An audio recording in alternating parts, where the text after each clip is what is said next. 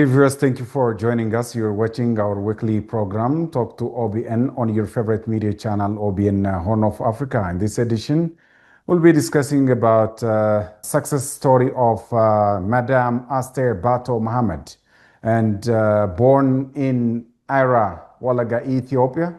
And in this edition, we clearly talk about her achievements and success story. Madam Aster, thank you for joining me. Thank you. Pleasure having me. Well, can you tell us about your upbringing, your profile, your family, and everything? I am the eighth child of 8 children, but I was born after 2 children died at a young age. So I'm number 6. Even though my brother wrote it down number 8 because that's the way he writes the family generation. Growing up, I was not spoiled, as the people say in this country. It's just being the youngest child. My mother and my siblings did not really either trust me to do things around the house. So I have to admit, I did not learn how to cook Ethiopian food because they always says they will do it, but I always sneak and look behind their back how my mother does certain things. So watching and actually doing is not the same thing. So that's how I grew up, and I'm very thankful. And they have been nurturing to me, especially Oboleresa, my eldest brother. My father died when I was 9 years old. So he became my father. He raised me as the youngest child as well as the rest of the family, especially the 3 girls. I think the eldest sister already got married at an early age because they have nothing to look up to. Once they reach, I don't know, 15, it's always to get married. After that, I was able to help, and we have cattle. And I like to take care of the cattle. We have cows, and that's what I did. It's more like masculine things. If they don't allow me to do at home in the kitchen, then I can do that, as well as watching my father too before he passed away, because we had a big grain where they cultivate grain and everything. My brother, being really physically challenged, he had a polio when he was a teenager, and he used the 2 sticks walking around with. It's not, in Ira, it's all hilly. Sometimes he falls down and gets up, but he never stopped doing what he loved to do. One thing is going from house to house, having a prayer breakfast where people meet at certain homes. There's a village, so you walk everywhere. And then they eat their breakfast and they go to either school or farm. And I helped, and then once I went to school, I helped the missionaries, babysat and everything. So, and knitting, I love knitting, and my brother knits, and so I watch him how he does it. Everything what he does, I'm doing it. So, and he was a teacher at the missionary school, and they loved him because he's very dedicated in whatever he does. You were born in Ira, in Ethiopia. Do you have any nostalgia? Do you have any connection now with people there, your relative in Walaga now? Not really, because all my siblings passed away. My children tease me I'm the next one in line. But anyway, they are not in Walaga, but the other, I don't have any sibling, but I have cousins, nephews who live in Addis Ababa and in the surrounding area. By what age have you gone to the US, to overseas? You mean there is two overseas? The first one is Germany. The next one is United States. When I went to Germany, it was really when I was still a junior in high school. So it was just a sudden that it happened. Our elementary school director said, well, we'll go to Germany. Now, I didn't know what I was doing. That's why it is actually walking by faith. You don't know what is happening. So that's 21. Actually, my brother wrote it down. He said, I'm 20 years old and a 2 month and certain date. He was to the point when I went for Germany because being the youngest, it was like, it's too far for our family. So they did not expect, especially my brother, even though he's a very serious, strict brother, but he has a lot of love. I did not take it that way then, but now I do appreciate it, everything he did. Your eldest brother, Dessa, has got a special place in your life, and he raised you properly, and he contributed a lot to your career and your life, and you usually appreciate him. Tell us about his efforts in bringing you to this level. Let me tell you, because I do have two brothers, okay, because he is very dear to me. I said he is my favorite, and if anybody hears that, they'll kill me, but it's okay. He was a very loving, smiling, joking, and he's a pastor. He's ordained pastor. You know, absence makes the heart grow fonder. Yes. He's never been at home because he was in Nakamte or Najo, if you are familiar with it. He just left the home really young because I think he may not wanted the responsibility of farming or things like that. And he really helped himself to get his pastoral education. And he came home. The last time I saw him was for my father's funeral, and I was 9 years old. But he came after that frequently. So yes, my eldest brother, because he's at home, he was able to look after me. You attended the German Hermesberg Mission School. And can you tell us your stay out there? And can you give us a flashback about your study out there? You know, it just built up, from first grade to eighth grade.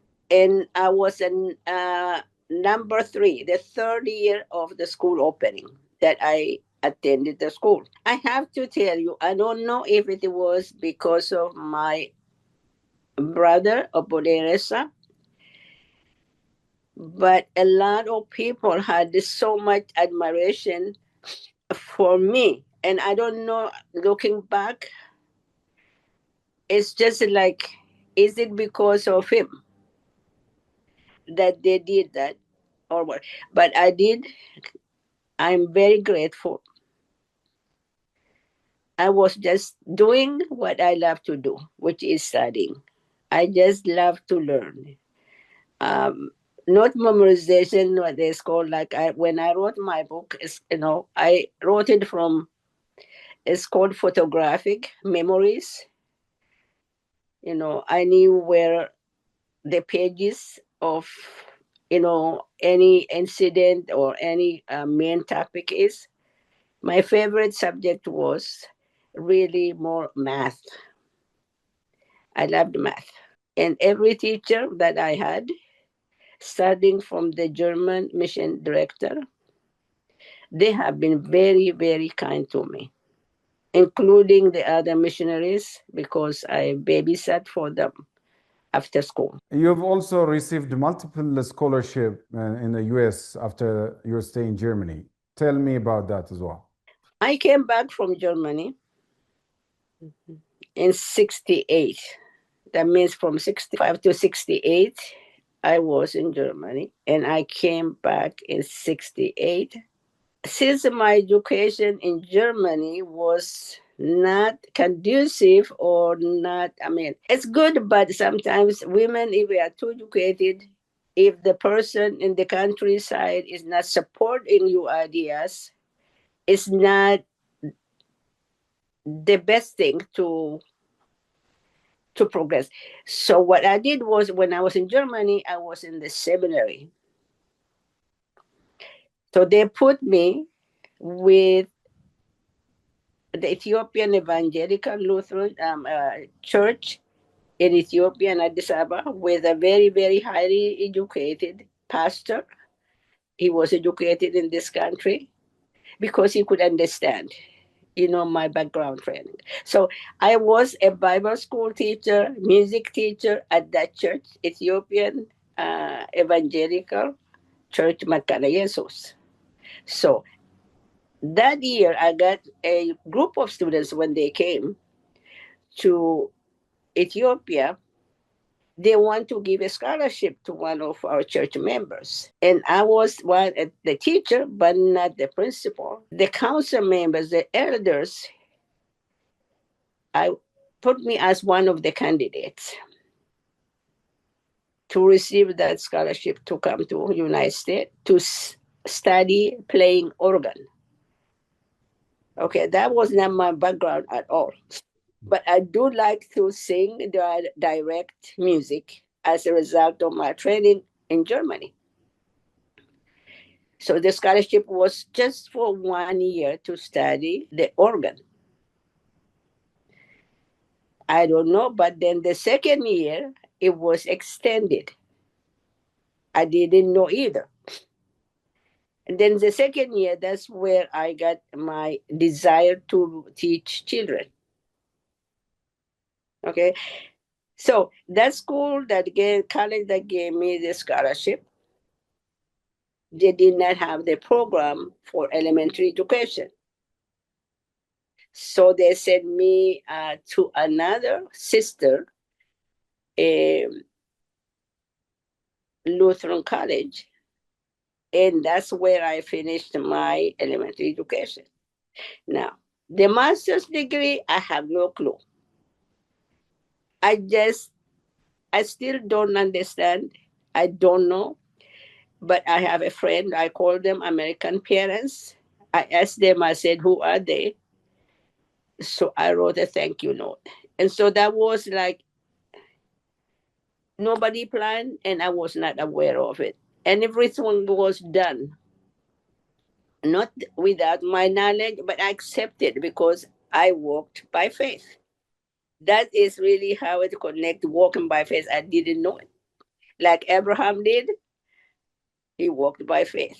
After earning your degrees, you dedicated your career to education in the Miami-Dade County Public Schools. What were some of your most rewarding experiences out there? I did a lot of things, but most of all is to help children really succeed. My first experience was teaching high school dropouts. And you can improve their education, like math or reading, about 4 years in 1 month, because it's one-on-one instruction.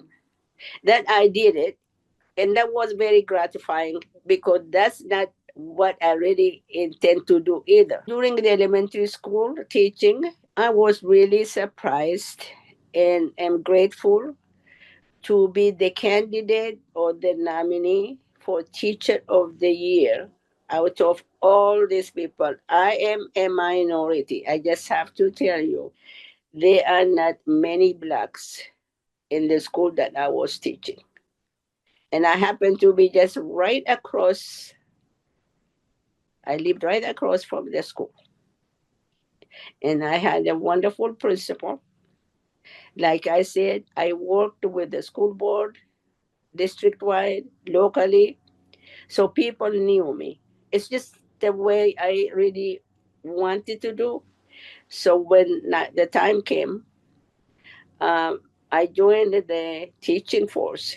And there are many other really rewarding things. Like we have a lot of non-English speakers. Now, I am not a fluent English, but there are a lot of kids who come from abroad, and we have to be able to teach them in English or learn English, and we have to be certified how to teach those students the language. So it is wonderful to see the students excel in the classroom. You've been recognized with numerous awards throughout your career. Which achievement are you most proud of and why? The teacher of the year still is the most important one because when you are recognized as teacher of the year for your district, we have many districts in Miami-Dade County. But when you are recognized for your work, is not only really teaching academics, but also community involvement, and which I've been doing a lot. So that's one of them. The other one, when I went to China, I got the proclamation from one of the uh, people in who went with us. So that it means a lot to me. There is more other things, but these are more related to academics. Today we are dealing with the success story, your achievements and awards, recognition given to you so far. And what is your herald, your message, your remark for less fortunate and destitute individuals who need to pursue their education further to the extent you went through? What are, your remarks? All I can say is that there are more opportunities. The world is wide open now than when I had it. If it would have not because of my brother, I don't know he had. But nowadays you have opportunities for scholarships or even go to like high school is right where I live now. I mean, it's different. So I would just say open their eyes, look for opportunities, not to be discouraged. I know they say women don't do it. They used to say, "What does she do?" They told my brother, "She's not working in the bureau, jet to it. Yeah, she's not working in office, so she doesn't need." But now they have so many young people. I have my nieces, grandnieces who are here, but they have the opportunity, just have the courage to open their eyes without being discouraged by anyone. Let's talk about your new book entitled A Joy of Walking by Faith. And it sounds interviewing. What inspired you to write this book, Madam? First, I really want to leave a legacy for my children. That means I want them to know where I came from. I just didn't become the person I am just from nowhere. They don't understand it. I want them to know my background and where I grew up. They look at the cover of the book, the grass hut that we lived in. That's the way it was. And then we know you don't stay there, but you just move on. And also, I want to share with other people and those who have faith that God works miracles in their life without them even thinking about it. And the joy of walking by faith is like I mentioned earlier. Everything happened automatically without even when my brother no more involved in it. There was somebody in the path of my life who have fulfilled his dream. That's why gave me the name Esther, Aster in the Bible. after he has read it several times, the day I was born, he was reading that. And he said, I want you to be named Aster. So that name still followed me throughout my life. And I want to make sure that people understand always their story means different for different people. I didn't even think that my story really affected people in any way. But I hear so many people say they like the life I lived, how I became who I am. So what I want people, to know is exactly my life story as has taken place. Madam, please tell us the synopsis and plot of your story. I mean, precisely the summary of the story. The summary is that it tells the story of my life from birth to where I am now. And the people God put in my path to fulfill my education, my aspiration, and all the things that God has done for me. And I really want to honor my brother. This book is dedicated to him, even though he's the first person to pass away, but it still lives in my heart. So I want people to know how God has helped me through him. Naming a person is very important. In our country, you name a person because it's not because you'd like here they do it in America or elsewhere, because it means something in your life. It may be that something that determines your future. Okay, you wrote the book to put a legacy, right? My brother's legacy as well, to leave the legacy, what I did for my children. It's a domino effect. And I want my children read my story. So it's a legacy of my children. I have two grandkids. What challenges did you face while writing this book? My brother, he likes to write. He likes to write a diary every night before he goes to bed. With a candlelight, we didn't have electricity. So I started with a group of writers in a home, and we use floppy disk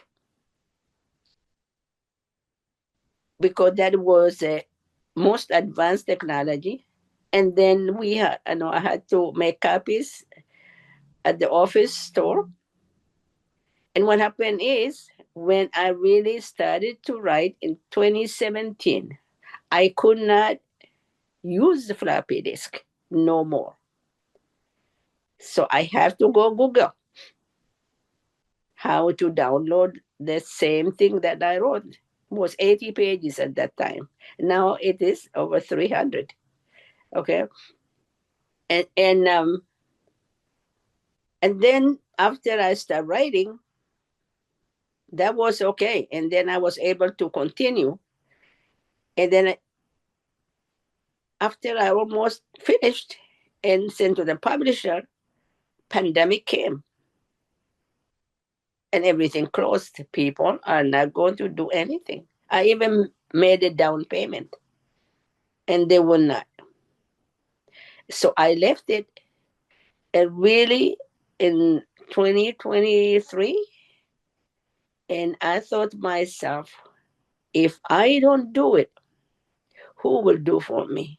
Because I am the last person, and I from our line of, like I'm the youngest and the only one that left, and I have to leave something for them. So I started writing, and I met somebody really through Zoom who was able to publish my book. So I did have challenges. Not the language, because you always have some, people who are editing for you. Even the most fluent English speakers, they always have to edit because of their format. But I did have challenges in publishing it.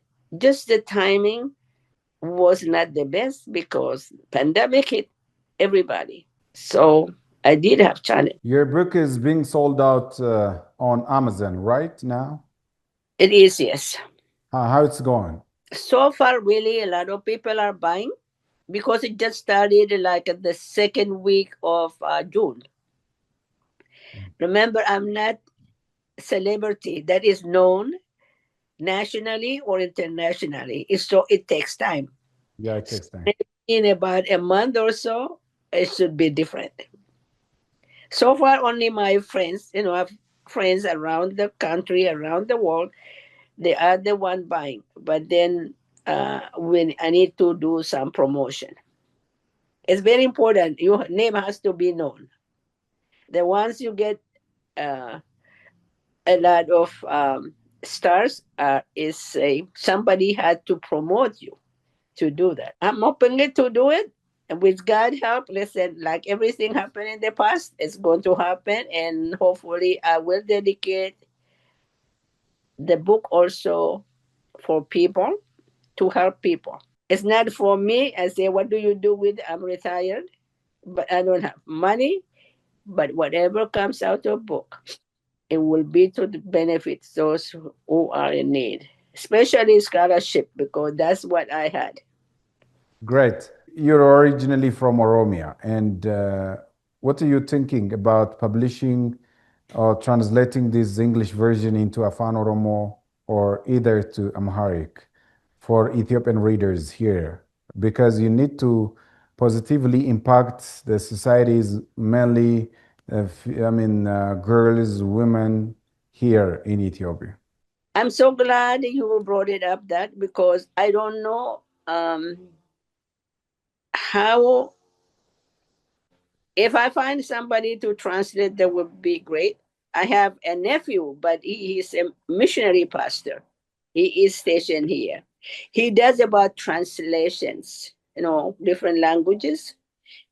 Maybe I can do the same thing because it's very important because there's only one girl she saw about me on Facebook, and she told me she was our neighbor.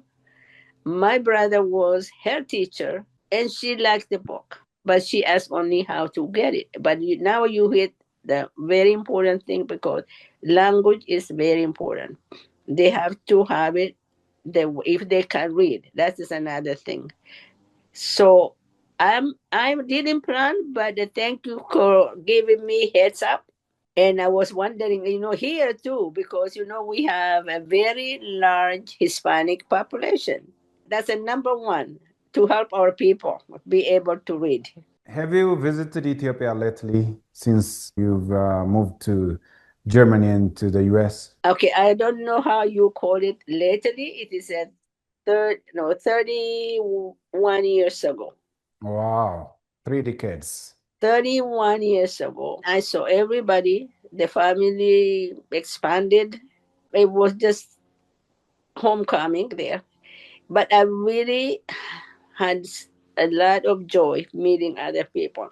Unfortunately, the missionaries that helped me where I am, they are no longer there. They are American and different countries of missionaries that are working there. But it has improved so much I couldn't recognize the village. I thought it was Nakamte, which is the capital of Walaga, because it's completely different. Madam Aster Bato Mohammed, an educationalist and author. Thank you for your time and thank you for your brief presentation on OBN Horn of Africa about your achievement and your full stories from your childhood up until this time. Thank you for having me. Hello, dear viewers. Thank you for watching. This brings you to the end of our edition for today. See you next time with another edition. Bye bye. Take care.